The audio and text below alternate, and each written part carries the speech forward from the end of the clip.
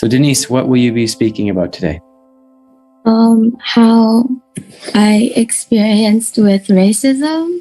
Okay, experiences with racism. Very, very interesting. Okay, we're ready for it. Go ahead when you're ready.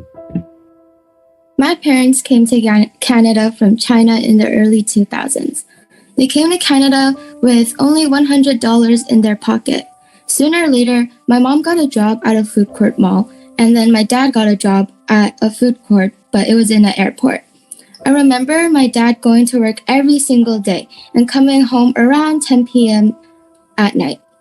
He would have a bunch of cuts and burns on his arms because of his work.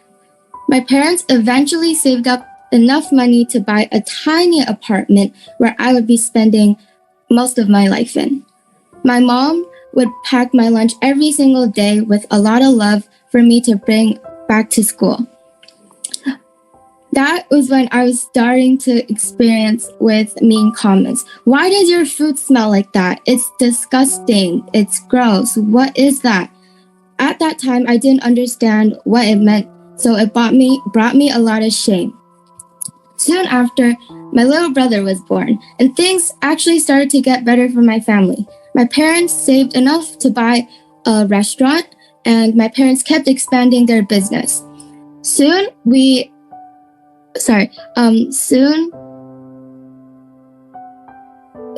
in 2015, we moved to Calgary.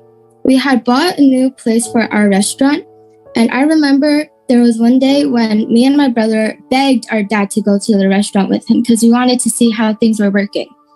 And all of a sudden, I hear this crazy lady screaming at my dad because my dad was speaking Chinese. She's like, "Oh, go back to your country. You shouldn't be speaking Chinese because we're in Canada." I really wished I had said something, but I was actually too afraid. My family moved back to Vancouver in 2019, and I started school again.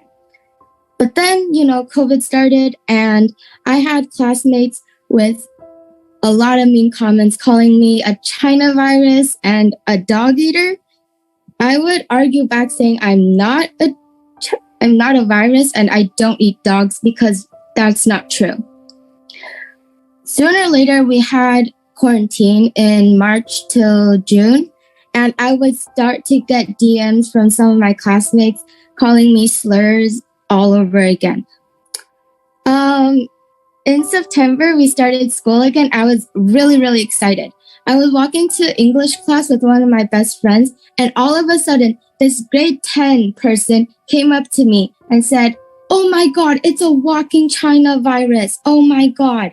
And I told him to shut up, and his shirt was backwards. And then I went straight to the counselor and told her what happened. He got suspended for 3 days, which I'm pretty happy about.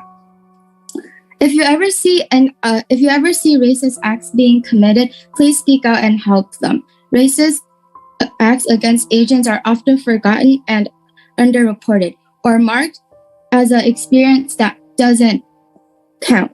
Asians are people of color and our experiences do matter. Thank you. Wow, Denise, that was powerful. I cannot believe how many personal connections you had. And those personal connections make your ideas so relatable and so powerful and so strong. Thank you for having the courage to share your experiences. That's powerful. Thank you so much. One more time, everybody, for Denise.